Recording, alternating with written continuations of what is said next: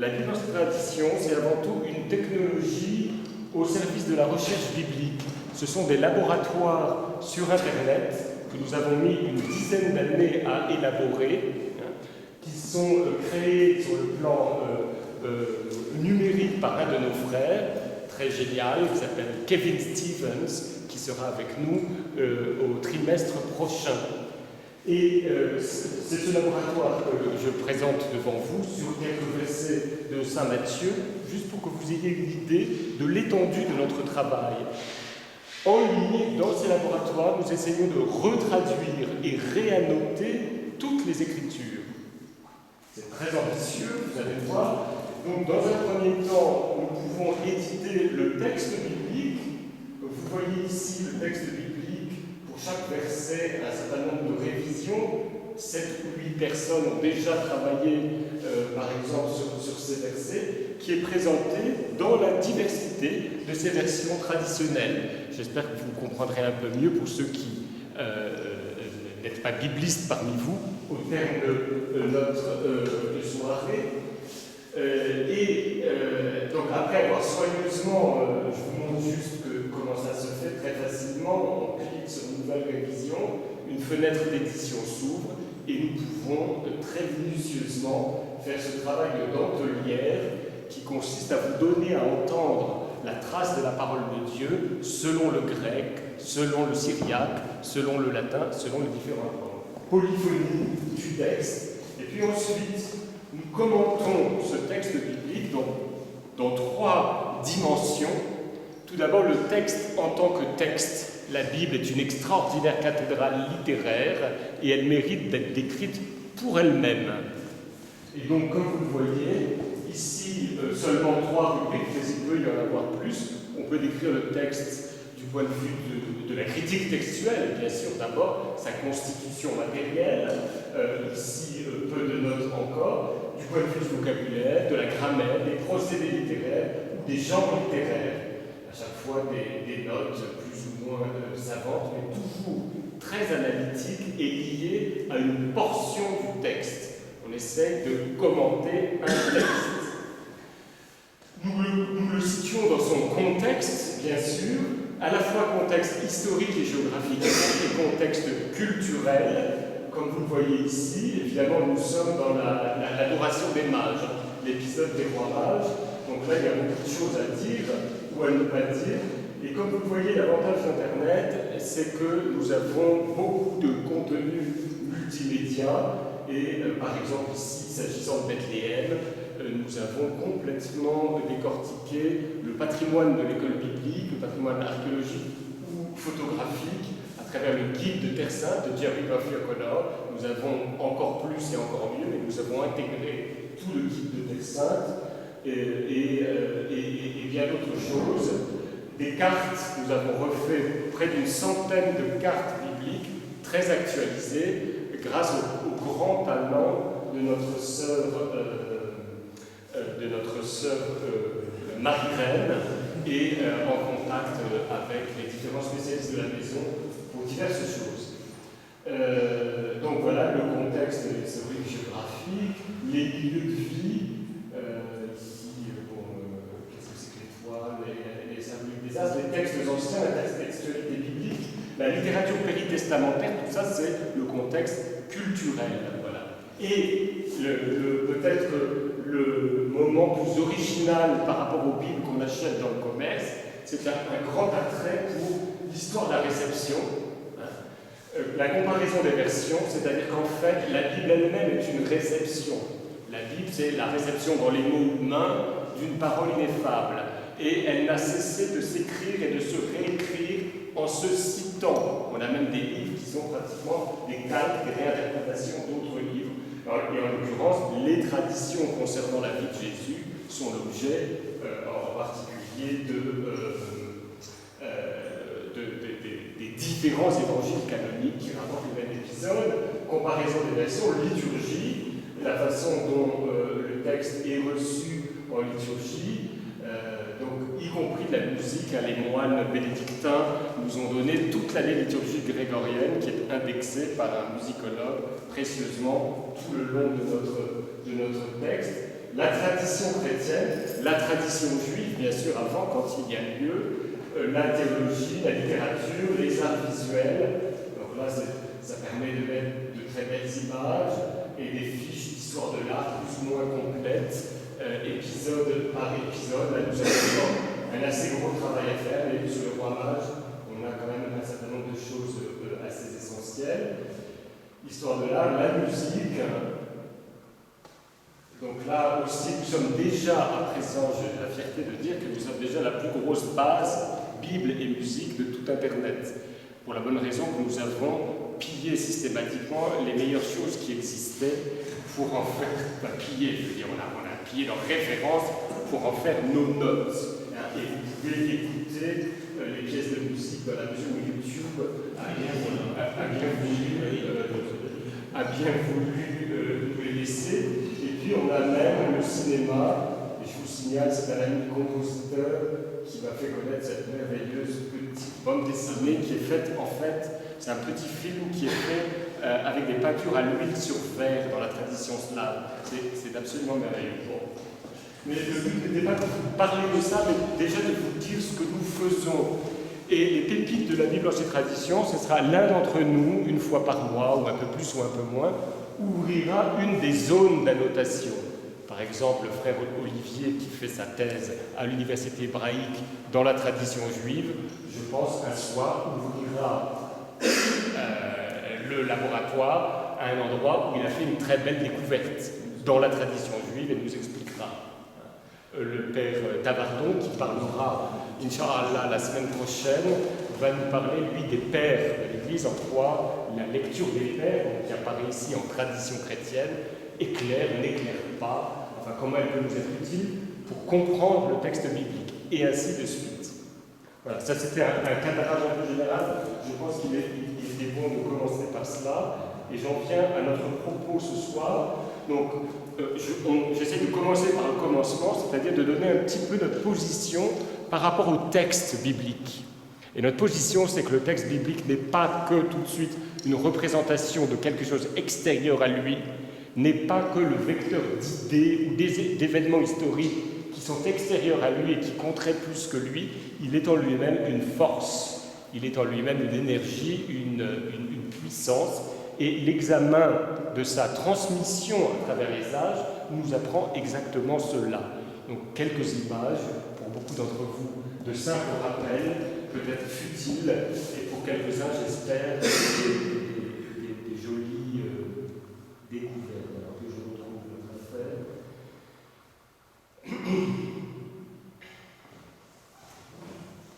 Voilà, donc livre d'histoire, des livres d'images, des manuscrits bibliques.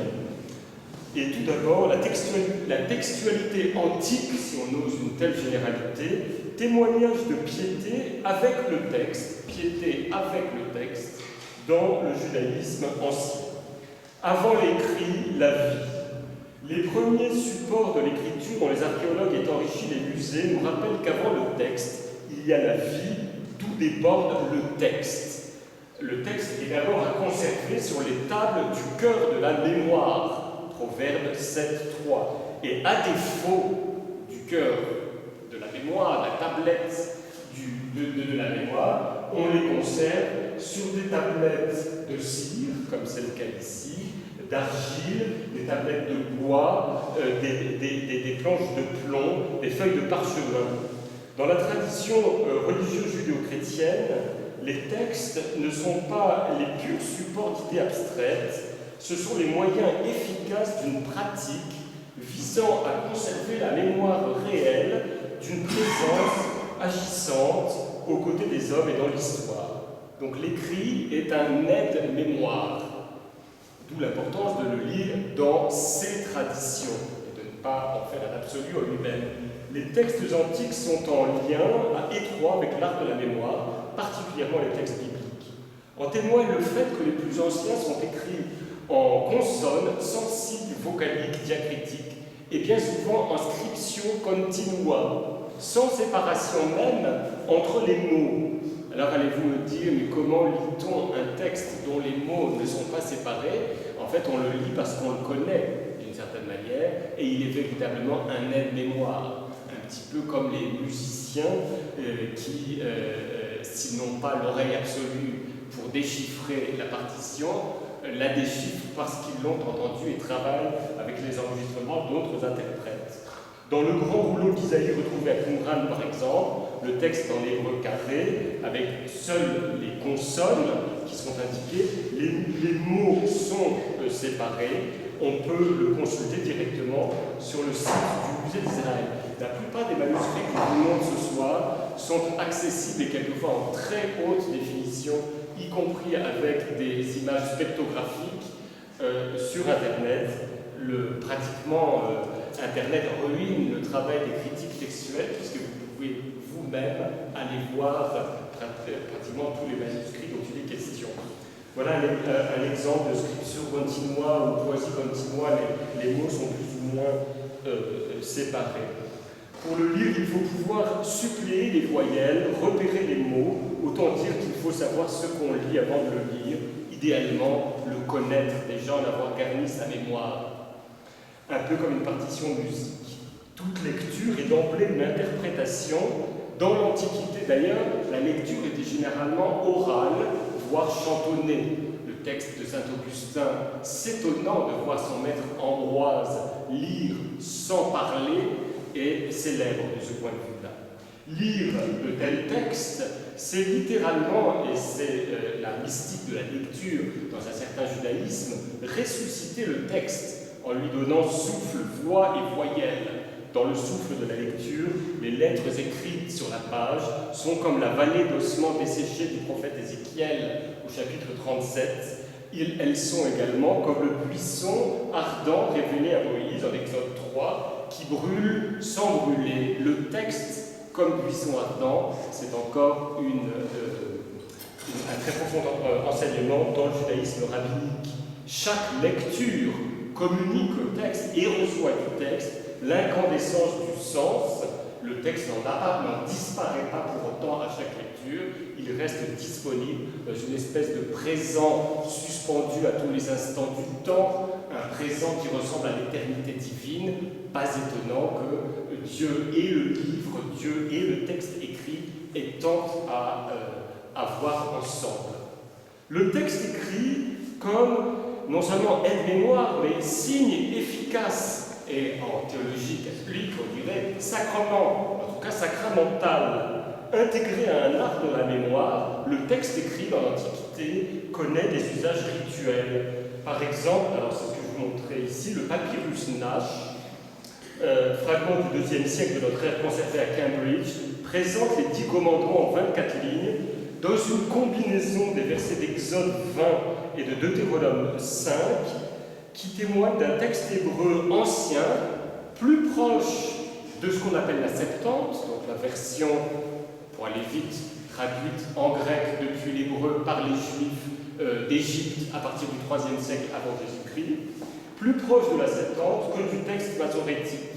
Avant les découvertes de Qumran, c'était le témoin le plus ancien d'un usage rituel du texte biblique. En effet, 14 cm sur 6, divisés en 4 morceaux, conduisent à penser qu'il appartenait à un téphiline, phylactère rituel.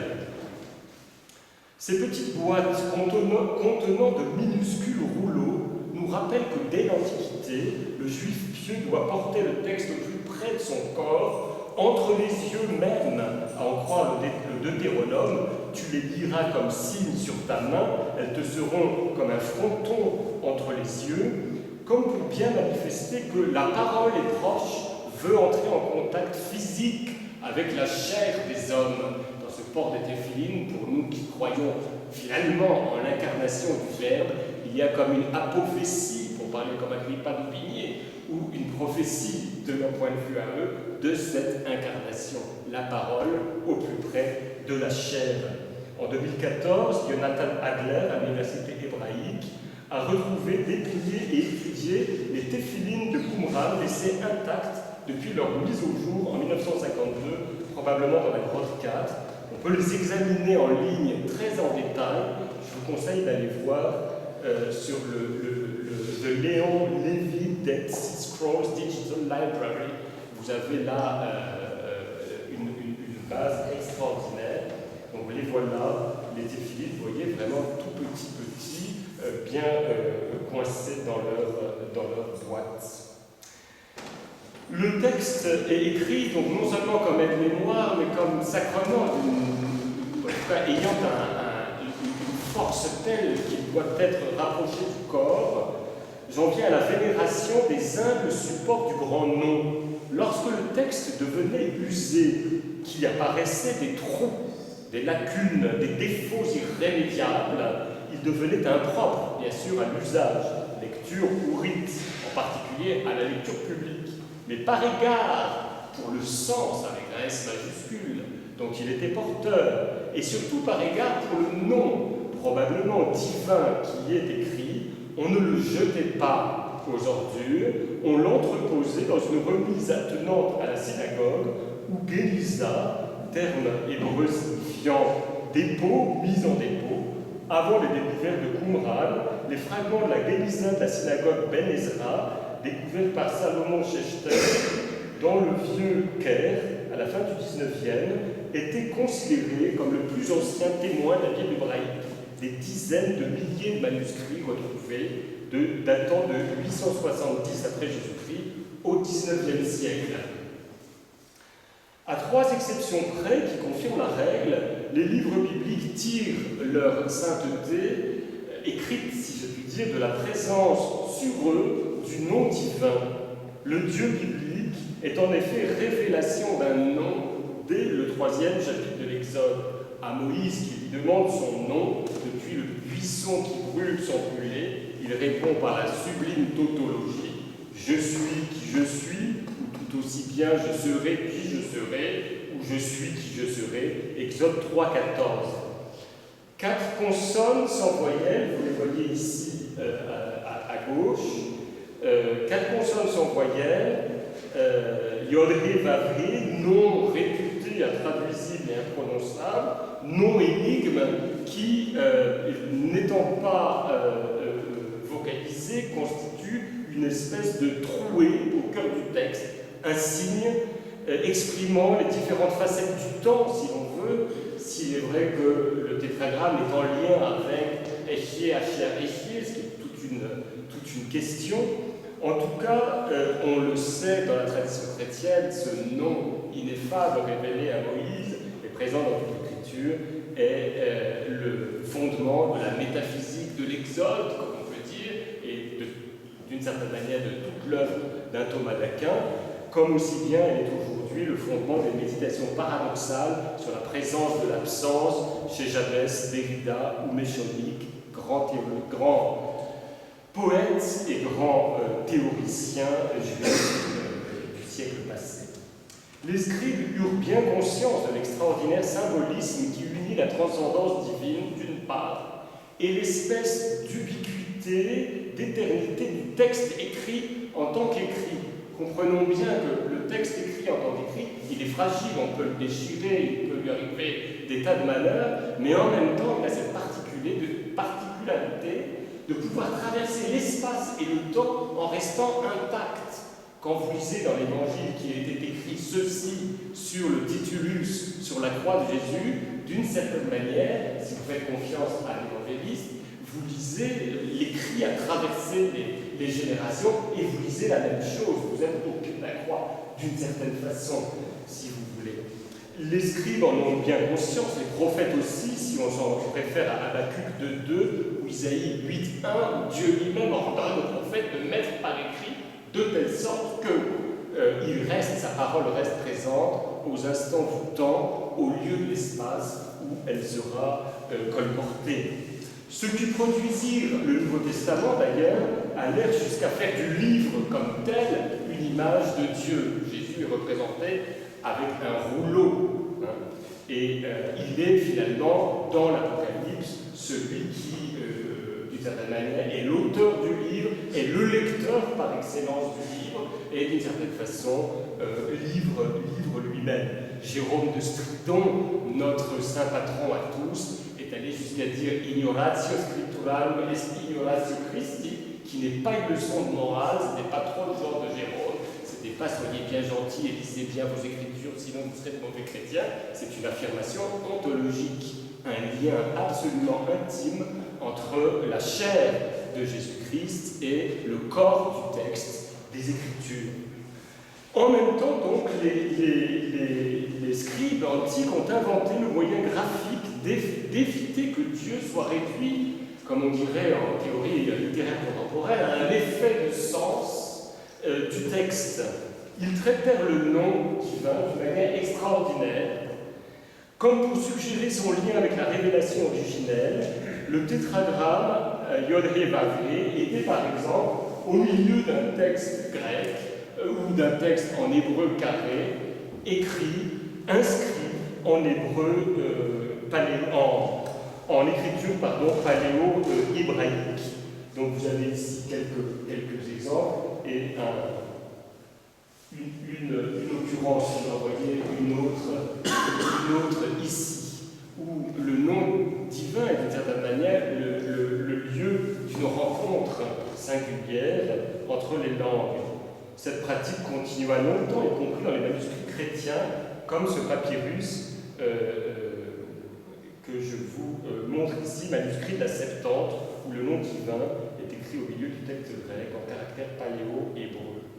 Eh bien, cette vénération juive pour le nom divin continue dans le monde chrétien à travers la pratique des nomina sacra, les noms sacrés. Les premiers manuscrits chrétiens, eux aussi, sont des aides-mémoires sacrées, inscriptio continua. Je pense qu'avec un manuscrit comme ça, vous voyez à quel point il est important de connaître ce qu'on lit d'une certaine façon avant de le lire, parce que, très franchement, il n'y a pas vraiment de séparation entre les mots. C'est d'ailleurs admirable, un très bel alignement de lettres. On dirait un champ bien cultivé. Je vous rappelle que légere, c'est faire la récolte. Et les rabbins et les médiévaux le savaient très bien.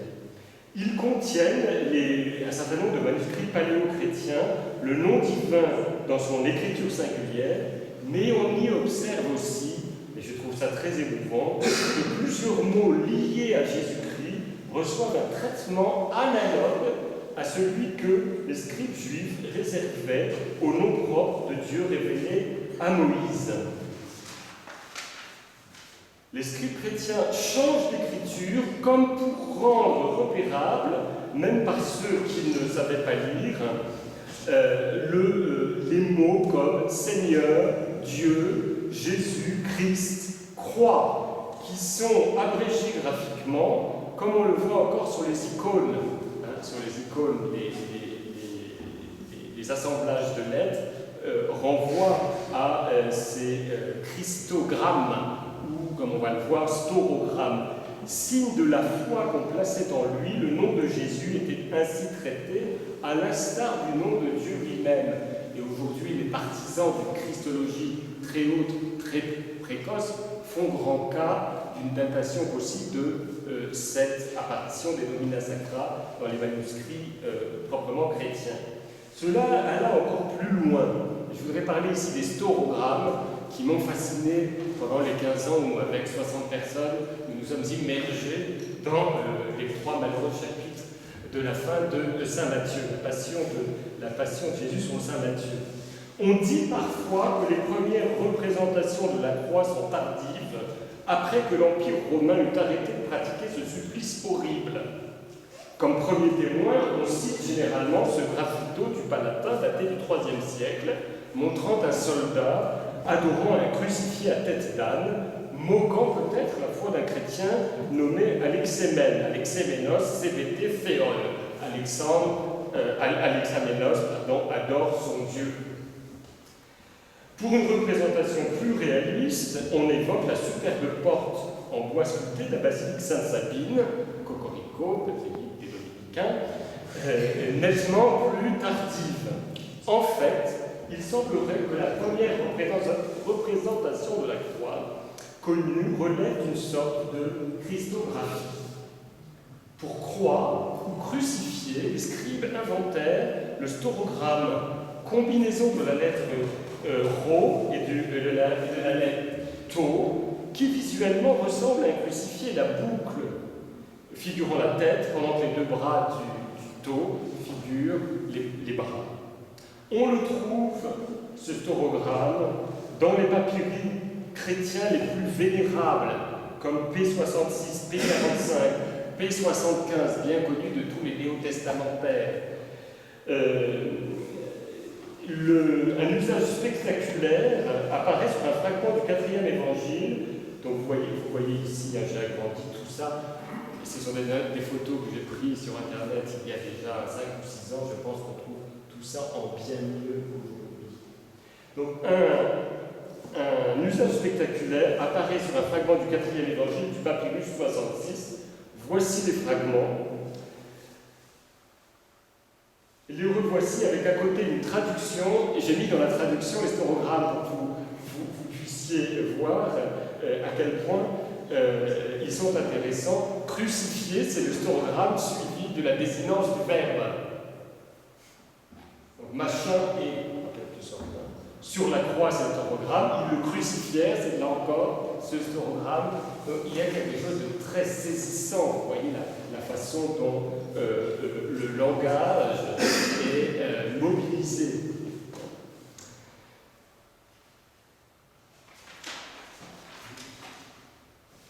Scribes juifs et chrétiens antiques sont fascinés par le nom divin, méditent sur le symbolisme qui unit l'ontologie du texte transcendant les limites habituelles du temps et l'espace et l'éternité et l'infinité de Dieu. En est témoin donc l'adaptation de ces usages au nom christique chez ceux qui reconnurent en lui le Messie attendu. On passe à autre chose. Le dialogue du grec et de l'hébreu dont il a été un petit peu question à travers les images précédentes, commencé en judaïsme, continué en christianisme, nous conduit à évoquer la diversité des versions bibliques. Elle se reflète au mieux dans ce qu'on appelle les éditions polyglottes. Et très tôt, dès l'Antiquité, une polyglotte cherche à refléter pas seulement l'harmonie des textes et des langues, mais aussi des disharmonies et une espèce de symphonie qui peut en résulter. Il est singulier, ça devrait être un exemple pour nous, biblistes du XXIe siècle, que le même que l'on vénère comme un très grand allégoriste, un interprète quelquefois un peu échevelé des Écritures, le fondateur de la dévotion au cœur de Jésus, je veux dire Origène, le même qui avait cet amour ardent pour son Seigneur, le même a pris le soin de traiter avec le plus de science possible le corps du texte des Écritures. Et c'est Origène qui, de cette façon, font la grande critique textuelle, en tout cas chrétienne, à travers les exaples, ce qu'on appelle les exaples. La plus ancienne polyglotte est l'œuvre majeure d'Origène. Les exaples, il s'agit de milliers de pages présentant en 6 colonnes les principales versions des Écritures connues, et pas simplement les compilant. Une des colonnes consiste pour Origène à, en quelque sorte, faire la comparaison et essayer d'établir le meilleur texte possible. Un véritable travail critique. Le texte hébreu biblique, l'hébreu translittéré en caractère grec, la tradition et des traductions grecques en usage en son temps et souvent liées à des diverses polémiques dans le milieu juif ou par rapport au christianisme. Du fait des condamnations d'Origène, les exaples ont été mal transmises. Pendant longtemps, elles n'ont été connues que par des citations fragmentaires ou leurs traces supposées dans des références bibliques faites par certains pères de l'Église. Cependant, depuis la recherche sur les palimpsestes a pris son essor, des fragments de copies antiques, les exaples, ont été retrouvés. J'en avais un ici. Le plus connu est sans doute celui de la Gémisa Gricaire, conservé à l'université de Cambridge, sous la cote Taylor-Schechter, 1282. Sous des pièces poétiques liturgiques de Yanaï, copiées au Xe siècle, il présente les exaples d'Origène sur le psaume 22, copié au 7e siècle en majuscule. Vous apercevez ? Je ne sais pas si je vois ça bien. Voilà. Donc là, on voit bien le texte en dessous. Ça n'est pas ce qui est au verso, parce que c'est épais. Hein. C'est ce qui a été gratté. Donc, tout le monde doit savoir, j'imagine ici, ce qu'est un palimpseste, pour des raisons diverses, en particulier de coût. on grattait des œuvres que l'on pensait obsolètes pour en écrire d'autres. Voilà. Et donc, au passage, alors ça c'est aussi amusant, on peut y reconnaître, donc voilà les exemples en palimpseste. Ici, je vais essayer d'identifier un peu. Et vous voyez ici en haut, hein, c'est dans le palimpseste en fait qu'apparaît le nom divin, mais sous une forme étrange et amusante. Voilà, une fois qu'on utilise la scriptographie, ce que l'on peut trouver. On peut remarquer un traitement singulier du nom divin, écrit en lettres grecques, imitant graphiquement le tétragramme. Donc on n'a pas cherché à traduire le tétragramme, qui est intraduisible, mais on a écrit avec des caractères grecs quelque chose qui ressemble à Yod et Vav. Mais le problème, c'est que comme on lit non plus de droite à gauche, mais de gauche à droite, le pauvre bon Dieu s'appelle Pipi. Piota, Origène suggère que le nom était écrit en vieux caractère hébraïque dans les meilleurs manuscrits de la Septante. Jérôme rapporte que du fait de cet usage, certains lecteurs non avertis lisaient le nom comme des majuscules grecques et lisaient donc Pipi. L'amusant détail, en tout cas, nous montre jusqu'où est allée cette dévotion au nom divin, le soin qu'on a de la lettre, vous voyez, le même qui allégorise à tout va, ne part pas dans ses délires, contrairement à des caricatures qu'on a pu en faire. Tout est ancré dans la lettre. Et à mon avis, il y a un secret que nous avons un petit peu perdu, notamment si on s'interroge sur la façon dont les écrivains du Nouveau Testament utilisent l'Ancien Testament pour conforter leur foi dans la messianité du Christ. On a beaucoup parlé de typologie, d'allégorie. Je crois qu'il faut être beaucoup plus dans une espèce de littéralisme, mais en ce sens-là. À propos des citations des pères et des palimpsestes, j'aimerais juste saluer ici au passage un projet ami de la Bible dans cette tradition, le Jubilee Palimpsest Project. Je vous invite à aller voir leur très beau site. Groupe de recherche qui utilise les technologies optiques les plus avancées, combinaison d'imagerie spectrale, infrarouge et ultraviolet avec la RTI, Reflectance Transformation Imaging, je ne sais pas du tout ce que c'est, qui détecte l'acidité du document à l'endroit où il fut ancré. L'idée, c'est qu'à peu près, je crois, 15 000 palimpsestes sont recensés dans les bibliothèques occidentales et très peu, jusqu'à présent, étaient lisibles à l'œil nu, ni même avec des transformations photographiques. Mais avec les nouvelles technologies, un tel Todd Heineken, qui est à la tête de ce projet, présente ces palimpsestes comme les nouvelles grottes de Qumran. Il est persuadé qu'on va retrouver, et d'ailleurs il l'a déjà retrouvé pour le livre des jubilés, des pans entiers d'une littérature antique extrêmement importante, y compris pour notre interprétation des Écritures. Ici encore, on pourrait imaginer des collaborations de la Bible dans cette tradition, moyennant la bibliothèque multimédia que nous avons mis en place. On peut très bien imaginer que dans la rubrique critique textuelle, par exemple, ou dans la rubrique comparaison des versions, de temps en temps, dans la mesure où les éditeurs le Saint-Siège ne font pas de simonie sur les images, qui nous permettent de nous utiliser, nous autres pauvres mendiants, sans verser d'argent, on pourrait imaginer de très belles convergences autour des Écritures et dans notre projet. Cinquième grand point, le Codex Vaticanus, ou le désir de fixer un texte normatif. Je le prends comme symbole. Là, je vous ai surtout parlé de diversité.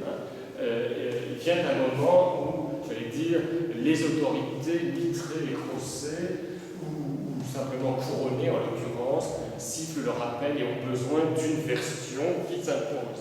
Ce qui est bien, c'est que ça, il n'y arrive jamais. Le texte échappe toujours, mais quand même, il faut essayer. Parce que c'est diastole-systole, en quelque sorte, pour que la parole circule. Impossible de quitter donc la période antique sans évoquer le codex oncial sur vélin le plus célèbre du monde, conservé à la Bibliothèque Vaticane, le fameux Codex Vaticanus, Grecus 1209. Codex B, dit plus simplement le Vaticanus, daté des années 340, avec plusieurs mains, tout à fait passionnant. Selon certains savants, le Codex Vaticanus pourrait être un vestige de la commande de manuscrits que Constantin fit à Eusèbe de Césarée. On aurait vraiment là une relique extrêmement vénérable d'un moment important dans la transmission des Écritures. Ce codex a une très grande, vous voyez comme il est élégant et écrit avec un très grand soin. Le Codex Vaticanus, comme sa contrepartie, le Codex Sinaiticus, sont tous les deux consultables en ligne encore mieux qu'en nature, puisque vous pouvez agrandir autant que vous voulez sur des images de très haute définition. Les deux ont leur propre site très très bien financé et maintenu par des consortiums d'universités. Je vous invite éventuellement à aller voir. Il a une grande importance canonique pour le Nouveau Testament, par exemple. Il présente les évangiles dans l'ordre que l'on a retenu depuis le canon de l'oratorie.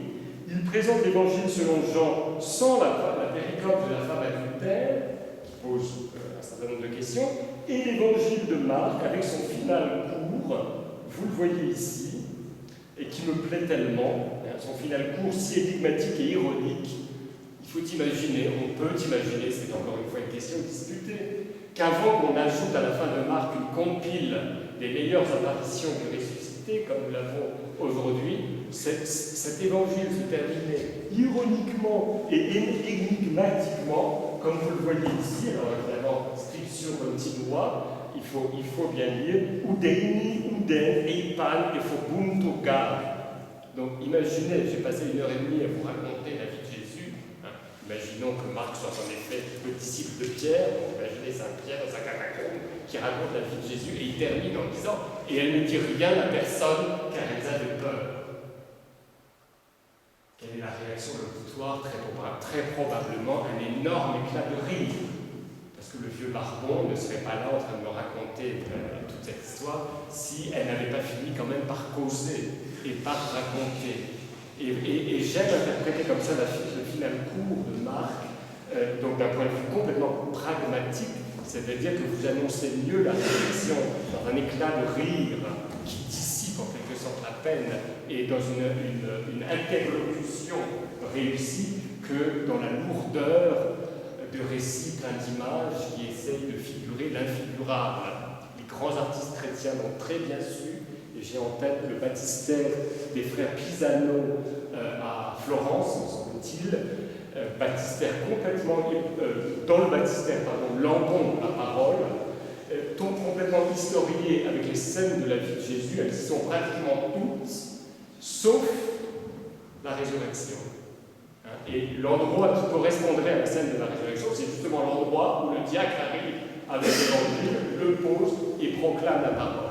On savait en ce temps-là, et je me demande si Marc ne témoigne pas de ça dans son final court, on savait que la résurrection est liée avant tout à la parole vive, plus qu'à un texte écrit qui représente l'irreprésentable en quelque sorte. Bon. Donc, importance de ce Codex Vaticanus, notamment pour un certain nombre de passages clés dans le Nouveau Testament. Ce peuvent être des indices de la grande ancienneté de sa tradition textuelle. On comprend que le Codex Vaticanus est servi de texte de base pour le Nouveau Testament dès les philologues d'Alcana, dont il va être question dans quelques instants. À côté de la diversité textuelle qui finalement fait la catholicité, c'est-à-dire la totalité des Écritures, et Dieu merci, l'Église catholique n'a jamais canonisé un texte. Elle a canonisé des livres, mais toujours dans plusieurs versions. Très grande sagesse que d'ailleurs un certain nombre d'amis juifs contemporains, je pense à George Steiner, ont su reconnaître. Ils ont su dire leur reconnaissance à l'Église catholique, peut-être le meilleur vaccin antifondamentaliste qui existe par sa politique à l'égard des textes. À côté de la diversité textuelle, le principe d'unité de toute l'écriture a toujours déterminé une tendance bien normale lorsqu'il s'agit d'organiser un culte, par exemple, à disposer d'un texte de référence qui puisse être considéré comme autorisé et authentique. Mais en réalité, si on regarde bien chacun des textes, qu'il s'agisse de la Vulgate des catholiques ou de la Septante ou du texte masorétique, si on l'analyse bien de près, c'est toujours une synthèse d'éléments disparates. Et pour ma part, je rigole bien, je suis très content que dans la couverture de la Vulgate, il y ait les élégances néo-cicéroniennes de Jérôme, mais Dieu merci qu'on a aussi des textes hyper bancals et bizarres, comme le Siracide. Je vous assure que le Siracide, en latin, c'est quelque chose. Et la résistance d'Augustin à la retraduction de tout a laissé des traces. Donc même le texte hyper autorisé de l'Église catholique avec sa mitre et tout ce que vous voulez, même ce texte témoigne d'une diversité, et c'est tant mieux, il faut s'en féliciter. Il nous faut les deux. J'en viens à l'ère des gloses, alors avec ces très belles images, un saut de quelques siècles pour voir apparaître une façon de présenter et de transmettre les Écritures qui inspire directement la Bible dans cette tradition. Les exemples, déjà, l'idée des multiples versions, vous voyez que c'est un petit peu ça qu'on a repris dans notre texte. Avec les gloses, c'est plutôt la manière d'annoter qui nous intéresse. On se mit à associer au texte de la Bible chrétienne des passages significatifs de sa tradition exégétique dans l'Occident latin dès la fin de l'ère patristique. Le résultat de cette pratique, alors le résultat de cette pratique suspense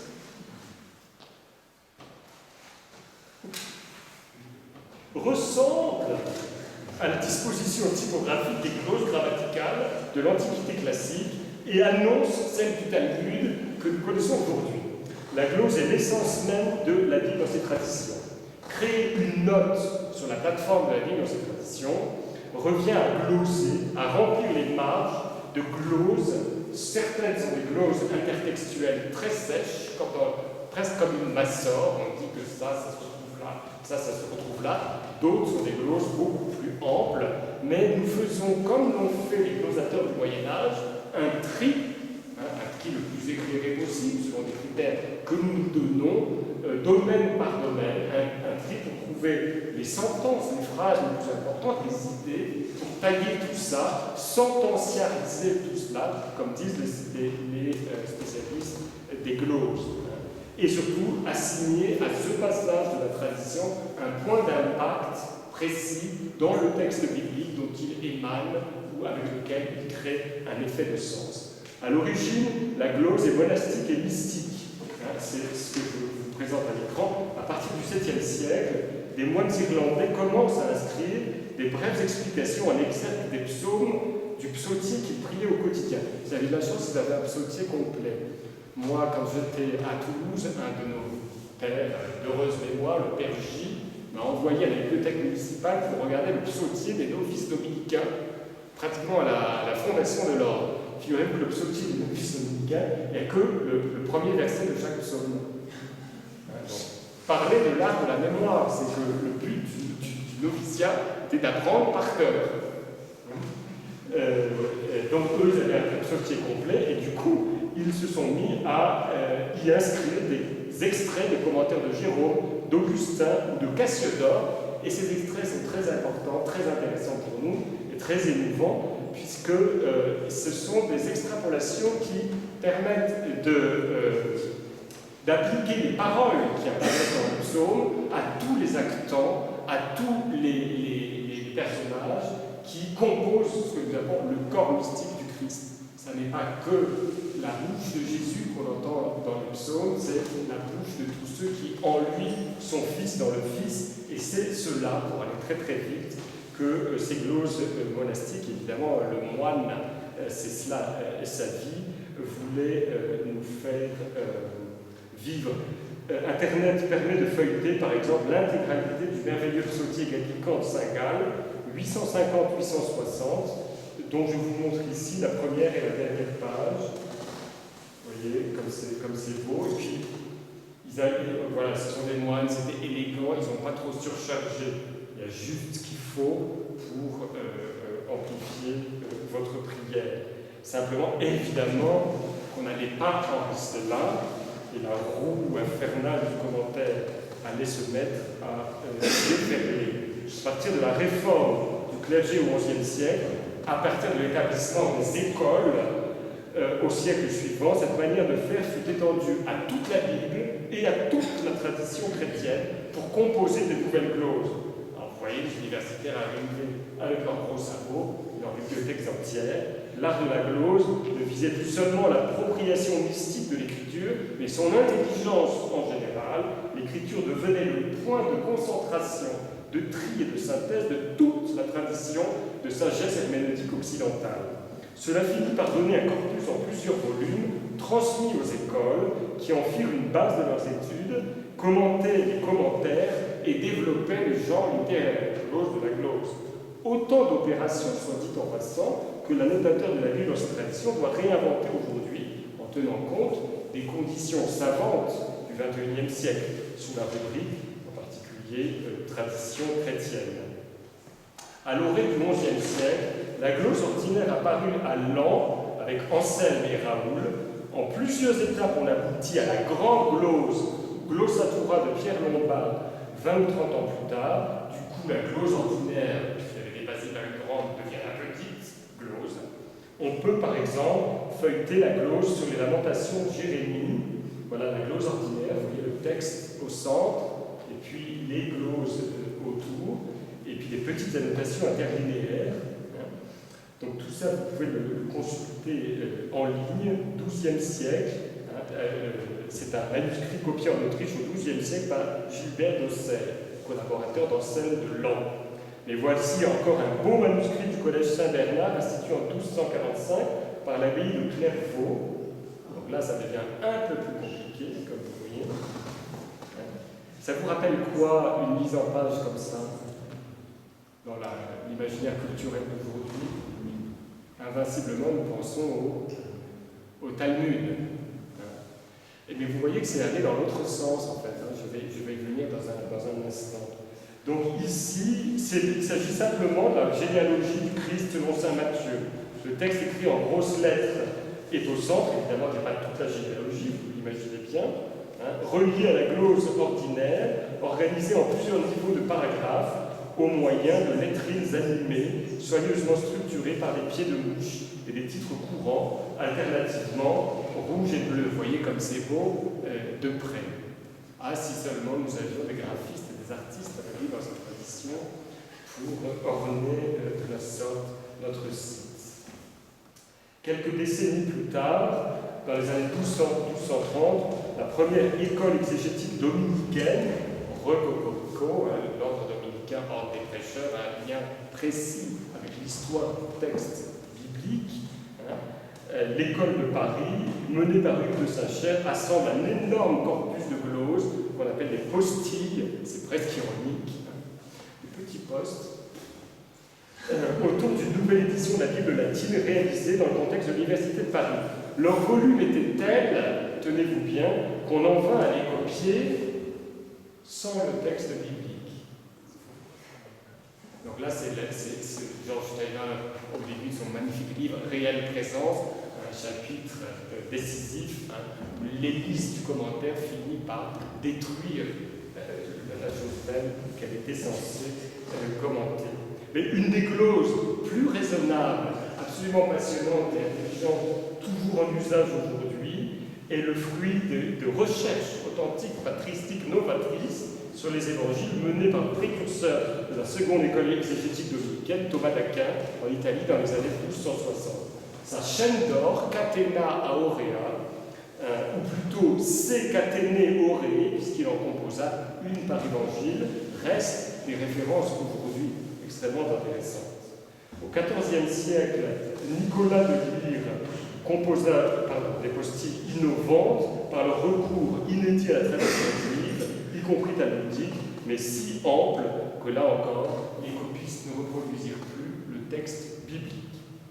Parasitisme ou actualisation des œuvres par les gloses, j'ai là tout un développement savant que je vous épargne. Vous voyez que c'est en tout cas une problématique qui est la nôtre dans la Bible, dans cette tradition. Quand vous faites la réception pieuse par le littéralisme classique, si vous voulez, de la Passion, quand vous faites la réception par Jean-Sébastien Bach, qui réutilise ses poèmes et qui les met en musique, est-ce que vous annotez la réception pieuse ou est-ce que vous êtes encore en train d'annoter l'évangile selon saint Matthieu? Et quand, comme je l'ai fait avec mon équipe, vous découvrez que la passion selon saint Matthieu de Jean-Sébastien Bach a été chorégraphiée par un des plus grands génies de la danse de notre temps, John Neumeier à Hambourg, et que vous faites une espèce de commentaire continu de ce ballet, à quel niveau de commentaire on se place et quel garde-fou pour que vos commentaires des figures sur les corps des danseurs apportent quelque chose à la lecture de l'Évangile et pas simplement à la curiosité culturelle. Ces questions-là, bien sûr, nous agitent. Des gloses au Talmud, je voudrais, donc nous connaissons le Talmud, Olivier vous en parlera un jour, beaucoup mieux que je ne saurais le faire. Je ne vous décris pas, là c'est juste une page comme ça pour vous montrer à quel point ça ressemble au glose. Au début de la Bible, dans cette tradition, plaisamment, nous disions, parce que ce dont nous rêvons, ce serait de faire une espèce de Talmud chrétien et culturel autour de l'écriture. Vous voyez? Et c'est un ami juif de Paris, immense spécialiste de la tradition des transmission des Écritures, et dans le judaïsme et dans le christianisme, je veux dire Gilbert Dahan. C'est Gilbert qui m'a dit, mes chers amis, ne dites pas ça, figurez-vous que le Talmud, c'est en fait l'application à la tradition juive de la glose des moines chrétiens. Et le premier qui a disposé la tradition juive de cette manière-là s'appelle Daniel Bomberg, et c'est un éditeur catholique de Venise. Donc, vous voyez comme c'est... donc, le fait que j'ai fait une petite recherche trop rapide, dans le catalogue de la librairie Vaticane, on trouve d'avant le Talmud des transmissions de la tradition juive, vous voyez, des traités, mais qui ne sont pas disposés comme le Talmud. Donc, vous voyez que c'est merveilleux, c'est bien de le dire à Jérusalem, hein, ce croisement, cette fécondation, en quelque sorte, réciproque des traditions. Le livre qui nous paraît la chose juive par excellence, surtout si on a lu, pour en finir avec la culture de Woody Allen, le Talmud est en fait lui-même une espèce de résultante déjà interreligieuse, au moins dans la forme. Voilà, je vous montre ici très rapidement oui, parce que une heure c'est bien, je vous montre ici très rapidement une image de la première Bible imprimée juste pour vous. Donc, évidemment, la Bible de Gutenberg, qui est en 180 exemplaires, entre 1452 et 1455, à Mainz, par Johannes Gutenberg, présente la Vulgate en 2 volumes, in folio. Donc, c'est la première fois qu'on a affaire, d'une certaine manière, à une Bible mécanique. Mais est-ce qu'une chose ne vous frappe pas? C'est à quel point elle ressemble à une Bible manuscrite. Et de fait, les imprimeurs laissent la place pour que des enlumineurs viennent continuer comme on l'a toujours fait, comme on doit toujours le faire, à enluminer avec la main. Vous voyez la différence d'objets qui existe quand saint Thomas d'Aquin commente l'écriture au XIIIe siècle à Paris. Le livre qu'il a sous les yeux n'aurait pas existé, n'existerait simplement pas si des corps humains, depuis la génération apostolique et avant, ne l'avaient transmis. Très concrètement, le livre, jusqu'à l'invention de l'imprimerie, est nécessairement lié à des corps de chair. Donc, entre le corps mystique de Jésus, le corps de chair de Jésus au début, le corps, le texte de ce livre, il y a une continuité physique qui, pour eux, est de l'ordre de l'évidence perceptive. Dès lors que ce texte met à être transmis par des machines séparées des corps, et surtout quand il arrive aux références, aux Bibles actuelles que vous achetez sous plastique, stériles, et vous êtes sûr qu'elles n'ont jamais rencontré un être humain de leur vie, elles sortent droit de la machine, vous voyez à quel point on est dans un véritable... Ça devrait être un problème géologique, cette question-là, parce que le livre a complètement changé de nature. Le texte est devenu une espèce de fantôme. Ivan Illich a de très très belles pages à ce sujet. Mais vous voyez, au moment où on invente ça, on est conscient qu'il faut continuer cette espèce d'incarnation. Et la main reste encore, la main humaine reste encore importante.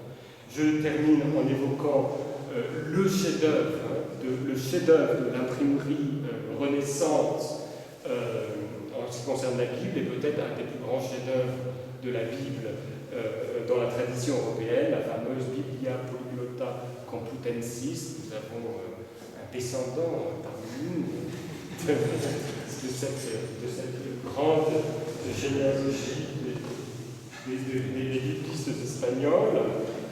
L'œuvre, donc c'est avant le Concile de Trente, pour vous dire le niveau de connaissance biblique qu'on avait atteint avant le Concile de Trente, que le cardinal Francisco Jiménez de Cisneros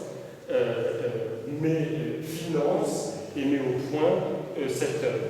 1500 grandes pages en 6 volumes, tirage à 600 exemplaires sur papier et 6 sur vélin. Alors, vous avez là le décryptage allégorique du frontispice, je ne m'y attarde pas. Voici des pages de cette Bible. Imaginez que c'est bien avant l'informatique, tout ça est composé à la main. Même les fontes, même les types qui furent utilisés sont en eux-mêmes des chefs-d'œuvre. Et sur chaque page, vous avez, alors c'est amusant, dans la préface, il nous dit, comme Jésus était entre deux larrons, sur la croix, vous avez au centre, évidemment, la Vulgate, la tradition latine, celle de Rome, et des deux côtés, les larrons, le grec à gauche, l'hébreu à droite, d'accord. Et puis, vous avez en dessous, vous avez si je ne m'abuse, c'est bien le Targum, n'est-ce pas? En pied de page sont disposés le Targum Onkelos et sa traduction latine. Dans le grec aussi, vous avez en interlinéaire la traduction latine. Vous avez dans les marges une espèce de massor chrétienne. Il faut savoir qu'un grand nombre des intervenants de la polyglotte d'Alcala étaient eux-mêmes des juifs convertis. Et l'annotation en intertextualité biblique de la polyglotte d'Alcala sur les livres de l'Ancien Testament est d'une modernité incroyable. Il y a des choses qu'on ne trouve plus dans nos Bibles et qu'on trouve dans la polyglotte parce que c'était des Juifs qui s'en occupaient et des Juifs à un moment donné où ils voulaient multiplier en effet des preuves en quelque sorte textuelles. Au passage, je vous signale, en Jérusalem, c'est bien, et c'est vraiment dans la tradition dominicaine. Quand Thomas d'Aquin est à Paris, la Bible sur laquelle il enseigne pas la somme de théologie, Thomas d'Aquin, il enseigne la Bible, il est magistère in sacra pagina. Toutes les questions sortent du texte biblique. Et la Bible qu'il a, elle est annotée par le prieur, ou le prieur de la génération juste avant lui, qui était un juif converti, lui aussi. Donc il bénéficie, on comprend pourquoi la théologie de Thomas d'Aquin est si... je veux dire, la théologie de la justice, par exemple, de saint Thomas d'Aquin et la tzedaka de l'Ancien Testament, c'est quand même assez admirable la concurrence des lignes de pensée. Tout ça est aussi lié à ces écritures. Voilà. Donc une œuvre absolument inégalée, et je signale que nous avons ici à la bibliothèque, c'est un trésor de la bibliothèque, un des exemplaires de cette polyglotte d'Alcala. Bon, j'avais plein de commentaires parce que c'est vraiment, évidemment, pour la Bible dans cette tradition, c'est le modèle indépassable d'une certaine manière. Ce souci d'associer érudition juive et chrétienne, je dois le dire ici, marque très fortement la vie dans ces traditions, enracinée à Jérusalem, et je m'enorgueillis et je suis élu du fait qu'une fondation juive de Boston a financé pendant plusieurs années une de nos assistantes qui a travaillé, nous avons déjà dans notre base de données tout le contenu, même un peu plus, du Jewish Annotated New Testament, donc la première édition juive du Nouveau Testament qui fut faite il y a une quinzaine d'années, qui en est à sa deuxième édition, par des amis juifs américains. Simplement, ils mettaient juste les numéros de téléphone dans leur tradition en bas de page, donc les références au Talmud, et notre collaboratrice est allée dans le Talmud chercher les références et les a traduites quand elles ne l'étaient pas, et nous les avons toutes intégrées en tradition juive dans notre base de données. Voilà, et pour là on est au sommet. Peu de temps après, quelques années plus tard, éclate la réforme et, j'allais dire, et la contre-réforme, d'une certaine façon, double catastrophe dans la tradition chrétienne du point de vue biblique, catastrophe multipliée par l'invention de l'imprimerie, puisque chacun va avoir tendance à se rédire sur une version. Luther va être dans l'idée de la veritas hebraica, en voyant à quel point c'était un slogan presque idéologique chez Saint Jérôme, un but de combat, plus qu'une vérité ontologique, et donc il va se séparer, en tout cas mettre à distance un certain nombre de livres qui faisaient partie du canon chrétien. Et la contre-réforme va avoir tendance à se rédire sur la Vulgate. Quand on va voir 30, ça n'est pas le cas, et nous avons un cours extraordinaire de Kevin Zimmerman, spécialiste de la Bible latine en ce moment, qui a bien su nous montrer qu'à 30, on recommandait une nouvelle édition de la Septante aussi. Mais en même temps, il nous a montré ce que je trouvais très amusant et touchant, le pape, quelques années plus tard, qui décide de se la faire lui-même, l'édition de la Bible. Donc il fait venir les manuscrits, il torche l'édition, les cardinaux sont affolés, c'est la fameuse édition Sixtine, il commence à la diffuser, et quelques mois plus tard, il est obligé de faire des petits papiers qu'il envoie partout pour qu'on les colle là où il y avait des fautes. Et c'est pourquoi on parle de l'édition Sixto-Clémentine, c'est que 3 pas plus loin, Clément reprend tout ça et essaye de faire quelque chose de... Et vous voyez, je trouve que ça nous fait rire, c'est très amusant, c'est très émouvant aussi, le soin qu'on a. Et quoi qu'il en soit, à partir de ce moment-là, on va avoir trop tendance à se recroqueviller. Pour les catholiques, c'est la Vulgate, pour les Grecs, c'est la Septante, etc. Il fallut attendre, il faut bien le dire, il fallut attendre, c'est un peu concomitant, là je parle du monde catholique qui est le seul sur lequel j'ai un tout petit peu de connaissance, il a fallu attendre 1943, l'encyclique de Pie XII pour qu'il rappelle à tout le monde qu'en aucun cas le Concile de Trente n'avait canonisé la seule Vulgate et qu'évidemment les exégètes catholiques étaient invités, plus que ça, pressés d'apprendre toutes les langues, que la décision à Trente était une décision juridique, non pas scientifique. C'est-à-dire que pour les rares passages de l'écriture où vraiment il y a une divergence d'interprétation qui touche au dogme, souvent les passages dont on fait une interprétation allégorique mariale, pour ces passages-là, c'était pour les catholiques, et ce sera définitivement la Vulgate qui fait autorité. Décisions juridiques non pas scientifiques. Il a fallu 1943, vous voyez, attendre ce moment-là pour que, c'est pourquoi on vénère dans le monde des biblistes Pie XII comme un peu comme un libérateur, si vous voulez, par rapport à des préjugés qui s'étaient un petit peu enracinés. Mais c'est surtout la découverte de Qumran, et là c'est l'objet de bien d'autres conférences dans cette maison, c'est surtout la découverte de Qumran qui a rappelé à tout le monde que la diversité du texte biblique, elle est d'une certaine façon originaire, qu'elle n'est pas un défaut du texte biblique, en tout cas du point de vue, si vous voulez, d'un point de vue religieux, du point de vue de celui qui cherche à trouver un texte et qui prend le texte comme trace, encore une fois, écrite de la parole de Dieu. La Bible n'est pas la parole de Dieu, elle est la trace écrite de la parole. Pour ceux qui cherchent à scruter les textes comme ça, la diversité ancienne et contemporaine du texte n'est pas un défaut à résorber pour réduire à l'unité, elle est au contraire une très belle chose à célébrer. La parole de Dieu s'entend dans une polyphonie, elle s'entend dans des harmonies et des disharmonies, elle ne s'entend pas dans une mélodie toute simple, sinon ce n'était pas la peine de faire toute cette histoire que la Providence passe par toute cette histoire profuse que j'ai schématisée à très grand trait aujourd'hui. Je termine par le faire Vorino. Le futur ne réside-t-il pas finalement dans un type d'édition qui renouerait avec les polyglottes de la Renaissance? Bien sûr, en tirant parti des possibilités offertes par le numérique, tout comme la polyglotte d'Alcala a été rendue possible par les innovations de l'imprimerie et le génie d'Arnaud de Brocard. L'édition électronique, polyglotte, synoptique serait la meilleure base pour l'étude de chaque type textuel, sans pour autant renoncer à établir in fine un meilleur texte, hébreu, grec, latin ou syriaque. C'est un peu notre désir ici, à travers ce projet, de nous engager dans une voie comme celle-là, à travers le projet de la Bible dans ses traditions.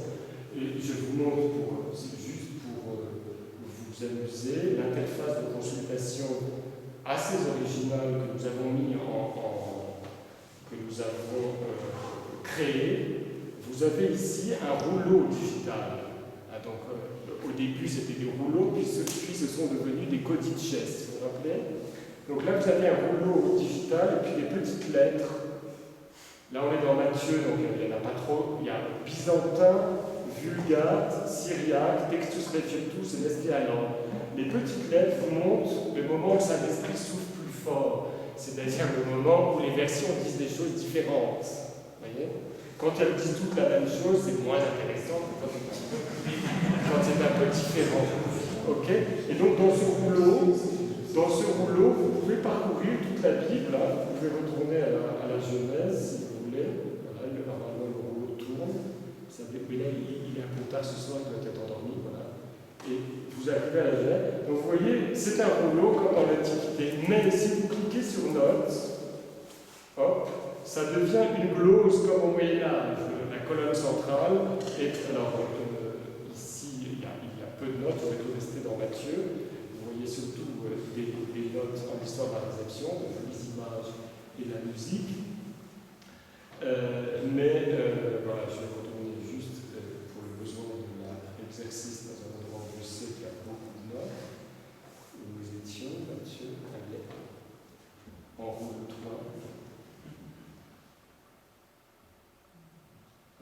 Alors là, je pense que je vais déconnecter pour que les notes n'apparaissent pas. Nous voyons aussi que des notes en réception. Pour les gens qui ne s'inscrivent pas, nous donnons toutes les notes illustrées, grand public. Les notes philologiques, on demande pas forcément un don, mais au moins le don d'un nom. Quoi qu'il en soit, vous voyez un rouleau, une glose, mais aussi une base de données, puisque vous pouvez faire une recherche, par exemple, là je vois qu'il y a temple, et du coup, la base de données vous dit de façon analytique que temple est 120 fois dans les versets, 70 fois dans les notes, et vous pouvez consulter les notes qui sont elles-mêmes toutes bien classées selon leur catégorie. Et puis c'est également une zone d'interaction, puisque les lecteurs, à travers une interface comme celle-là, peuvent toujours nous envoyer un commentaire pour nous engueuler parce que c'est mal traduit, parce qu'il y a des fautes d'orthographe, parce qu'on a oublié telle œuvre, etc. Voilà. J'étais un peu long, j'espère avoir été pas trop ennuyeux et je ne pas avoir dit trop d'énormités. Je demande à mes frères spécialistes de toutes les choses que j'ai survolées en touriste de me pardonner pour ces erreurs. Et puis si vous avez envie de poser des questions,